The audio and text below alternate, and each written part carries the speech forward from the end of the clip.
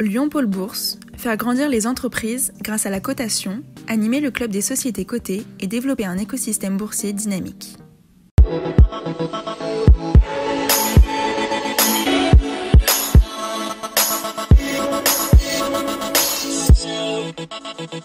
Bonjour, très heureux de vous retrouver dans Bourse et Valeurs sur lyondécideur.com pour tout savoir de l'actualité des entreprises cotées. Dans un instant, je reçois Jean-Michel Bérard, président d'Esker, après la publication de bons résultats 2020 pour l'éditeur lyonnais. Dans l'actualité des valeurs régionales à retenir cette semaine, les résultats de Genoway, qui a réalisé un exercice 2020 en forte croissance de 16% à 11 millions d'euros, avec un EBITDA qui bondit de 77% à pratiquement 1 million d'euros. Genoway confirme ses prévisions de croissance annuelle de 20% de son chiffre d'affaires sur la période 2021-2024 pour arriver à 30 millions d'euros. En bourse, l'action Genoway a progressé de 22,5% depuis le 1er janvier à 3,80 €, de 134% depuis un an et de 140% en 5 ans.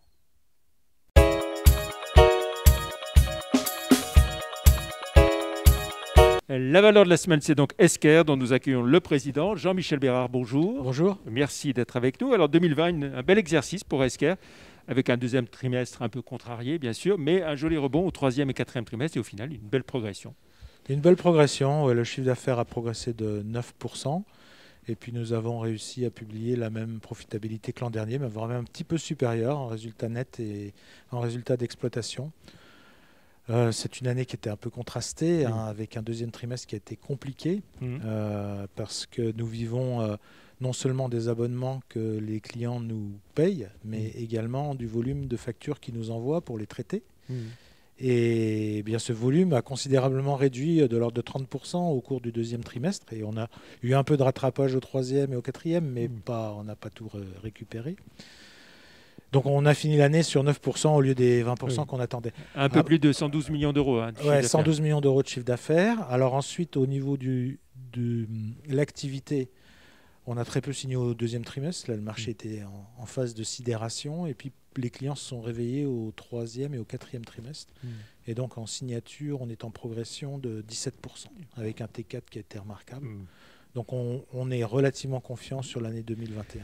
Et on peut imaginer que votre positionnement qui consiste à vendre, on le rappelle, des solutions de dématérialisation ne peut qu'intéresser les entreprises dans une telle période. Oui, alors surtout les nôtres en fait, parce que quand toute votre comptabilité, votre activité commerciale est basée sur du papier, vos salariés, pour travailler, ils sont obligés de venir au bureau.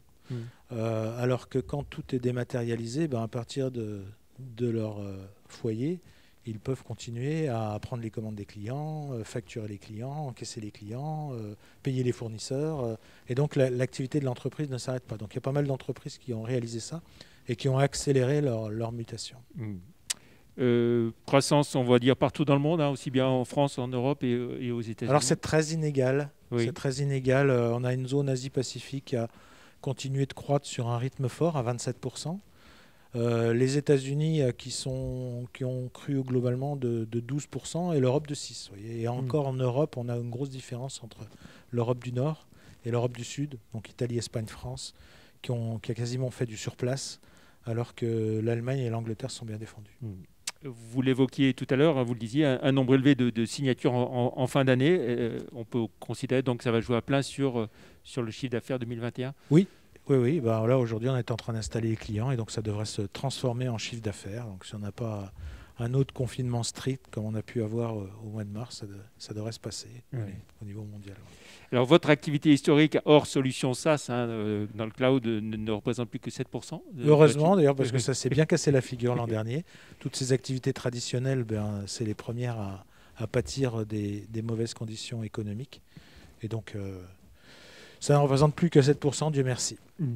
Si on essaie de voir un peu la typologie de vos clients, c'est quoi? Plutôt des grands comptes, des entreprises de taille intermédiaire? C'est des gros, mais aussi des PME? Des grandes sociétés en général. Le cœur du business, ce sont des grandes sociétés, des entreprises, on va dire, dans le chiffre d'affaires, y compris entre 300 millions et 3 milliards, qui sont souvent internationales, souvent équipées du progiciel SAP dans la moitié des cas.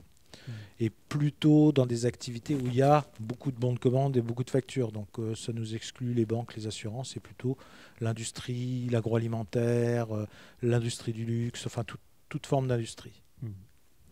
Si on essaie de voir vos développements internationaux, est-ce qu'il y a encore des zones où vous voulez vous renforcer, ou vous considérez que on est déjà bien internationalisé. Bien, voilà. Pour nous, c'est plus vraiment une priorité, puisque la France représente un tiers du chiffre d'affaires. Le reste, c'est tout fait à l'étranger.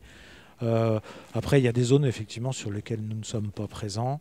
Mais nous avons déjà un bureau en Belgique et qui couvre la Hollande également. Nous avons un bureau qui n'est pas une filiale encore tout à fait en Amérique latine. Ça risque de se transformer en filiale. Voilà, mais c'est pas la priorité du moment d'ouvrir de nouveaux pays. Voilà. Les priorités du moment, justement, c'est quoi pour vous ? Il y en a deux. La première, c'est l'intelligence artificielle. Oui. On est sur un secteur qui s'y prête bien. On peut utiliser l'intelligence artificielle pour mieux reconnaître les documents qu'on nous envoie, pour mieux extraire la donnée, mais également pour détecter des anomalies, des fraudes, pour orienter les emails d'une entreprise vers les bons traitements en fonction du contenu automatiquement. Voilà, ce sont quelques exemples. Et le deuxième axe, c'est celui qui est de rechercher des partenaires. Jusqu'à il y a 2 ans, on faisait tout seul, la promotion, la conception du produit, l'installation, la livraison, le support, etc.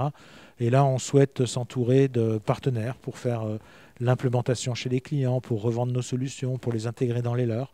Donc c'est un mouvement, on va dire, qui va prendre quelques années, mais qui va nous permettre d'avoir une empreinte un peu plus large, justement, sur le marché. Et quel type de partenaire vous visez plus spécialement? Alors, il y en a 3 types. Le premier type, sur le cœur du marché, ce sont des sociétés de services qui sont spécialisées dans les intégrations des ERP et qui sont intéressées à rajouter de la dématérialisation à leur offre. Sur le bas du marché, c'est-à-dire en PME, c'est plutôt des accords de type OEM. C'est ce qu'on a fait par exemple avec Cegid, ou une autre société qui est à Lyon qui s'appelle ImaWeb, qui est le leader européen des logiciels pour concession automobile, vous voyez. Donc il intègre le logiciel et qui s'occupe de la vente et de l'installation. Et puis pour les très très grandes sociétés, ce sera plutôt des grandes sociétés de conseil, des gens comme EY, Deloitte, KPMG, qui travaillent avec nous dans une démarche de consulting sur les très grandes sociétés. Et puis, vous avez fait un partenariat aussi avec Visiative également ? Visiative, c'est typiquement sur le milieu, des segments, donc les grosses PME. Qui sont vos principaux concurrents ? Alors, nos principaux concurrents sont des Américains et des Nordiques. On peut citer une société qui s'appelle Basware, qui est basée en Finlande, mais il y a également une autre entreprise, une Coupa, aux États-Unis. On travaille sur ce même marché. Voilà. Donc parfois on se rencontre, parfois on se bat, parfois on s'associe. Tout est possible dans ce monde-là. Globalement, donc, compte tenu de tout ça, comment se présente l'année 2021 ? Pour l'instant, là, au vu des 3 premiers mois de l'année, on a une activité commerciale qui est intense. On installe aussi tous les clients qu'on a signés au T4 de l'année dernière. Donc on a une très bonne activité, une bonne visibilité, on va dire, dans la mesure du possible. Voilà. Très bien. Merci Jean-Michel Bérard. Pour finir, on va jeter un œil à votre parcours en bourse.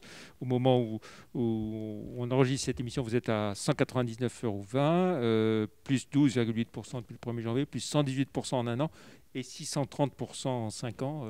De quoi être satisfait? Oui, c'est une assez belle performance. Ça nous valorise à un peu plus d'1 milliard d'euros de capitalisation. Quel dividende pour vos actionnaires? Normalement, on verse 25% du résultat net, donc ça devrait se traduire par... Ça n'a pas été voté encore. Oui. Ça devrait se traduire par 50 centimes. Très bien. Par action. Et des velléités de vous faire coter au Nasdaq?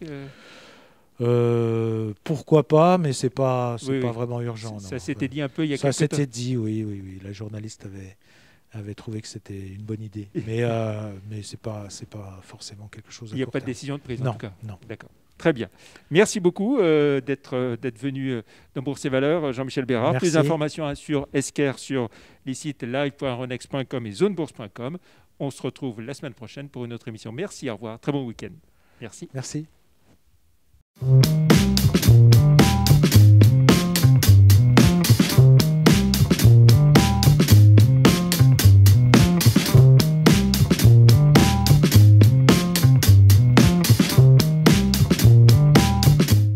Retrouvez les enregistrements et informations de marché sur les sites de Zone Bourse et d'Euronext.